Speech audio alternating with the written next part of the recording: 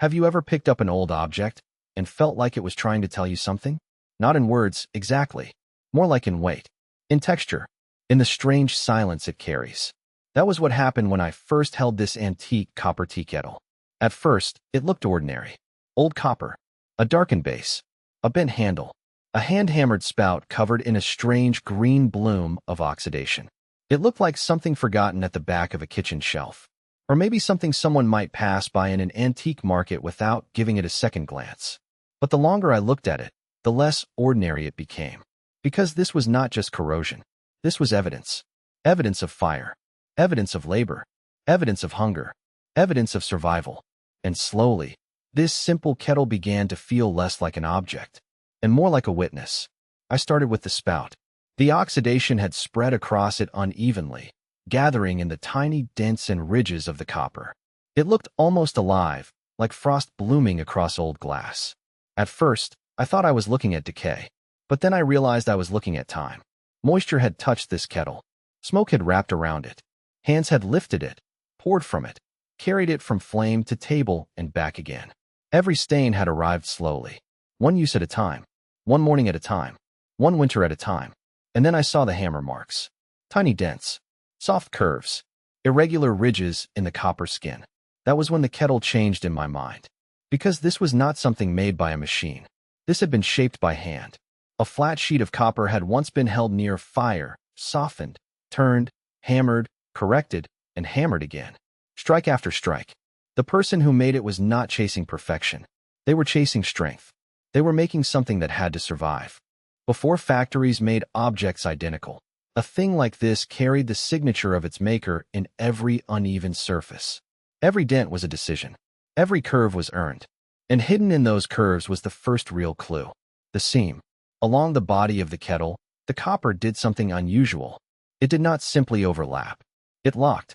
The edges were joined in a dovetail pattern, like tiny interlocking teeth worked into metal. That detail stopped me. Because dovetail seams are not casual. They are not decorative. They are a kind of promise. A weak seam could split. A careless seam could leak. And in the world this kettle came from, that mattered. There was no spare appliance waiting in a cupboard. No quick replacement. No easy convenience. A household tool had to endure heat, pressure, water, ash, smoke, and years of handling. So the maker built it to hold. Hold under flame. Hold through cooling. Hold through lifting. Hold through use. That seam was not just construction. It was survival engineering. Then I turned the kettle over. And that was where the second story appeared. The base was blackened with charcoal stains. Not polished. Not clean. Not pretty. But honest. Those stains told me this kettle had not lived above a clean modern flame. It had sat over wood. Over charcoal. Over smoke and ash. Over uneven heat that had to be watched carefully. And suddenly, I could almost see the kitchen it came from. Not the bright kitchen we know today, but a darker room. Low ceiling. Thick air. The smell of smoke and cloth and hair. The glow of a hearth before sunrise. Someone waking early to coax fire back from embers. Someone carrying water. Someone measuring fuel because warmth was never guaranteed. In that world, a kettle was not decoration. It was part of the day's survival. It made water usable. It held heat. It served the sick, the tired, the cold, the hungry. It marked the rhythm of morning and night. Lift, pour, refill, return to flame. Again and again. The handle showed that rhythm. Its worn places were not random. They were the memory of hands. The lid had its own polish from repeated touch. The rim carried traces of boiling, pouring, waiting. This was not grand history. No kings. No battles. No famous names. Just a household trying to make it through another day. And maybe that is why it felt so powerful. Because most of history was lived exactly like that. Quietly. Beside fire. With tools that had to work. The more I looked, the more the patina became a map. The green and brown surface was not just age. It was chemistry. Copper remembers its environment. Damp air leaves one kind of trace. Smoke leaves another. Salt from human hands leaves another. Heat changes it again. This kettle had carried its past on its skin. Maybe it stood in a cottage kitchen. Maybe it spent years near a smoky hearth. Maybe it was placed on a shelf after the family no longer needed it. Maybe it passed from one set of hands to another until the names were lost, but the object remained. And here's the thing. The easiest way to make it beautiful would be to polish it. Strip away the grime. Brighten the copper. Make it shine like new. But newness is not the truth of this kettle. The truth is in the dark base. The truth is in the green bloom.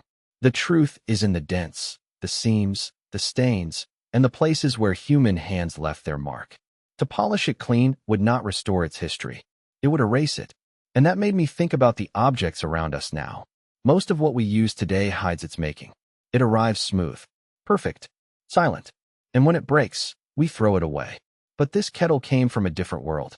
A world where tools were repaired, where materials mattered, where craft was not a luxury, but a necessity, where a household object could carry wealth, technology, memory, and survival all at once. This kettle was never just a kettle. It was a machine for turning fire into comfort, a vessel for making water safe, a witness to hands that worked before sunrise, a small copper archive of ordinary lives. And maybe that is the secret hidden inside old things. They do not remember history the way books do. They remember it through contact, through heat, through pressure, through wear, through the marks left behind when people simply lived.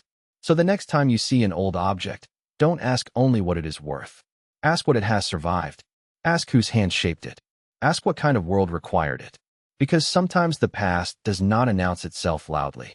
Sometimes it waits in a drawer, on a shelf, in a market stall, under dust, inside a dark stain no one thought to clean. And sometimes, if you look closely enough, even an old copper tea kettle can begin to speak. Not with words, but with fire, with metal, with memory, and with the quiet proof that ordinary lives leave extraordinary traces behind.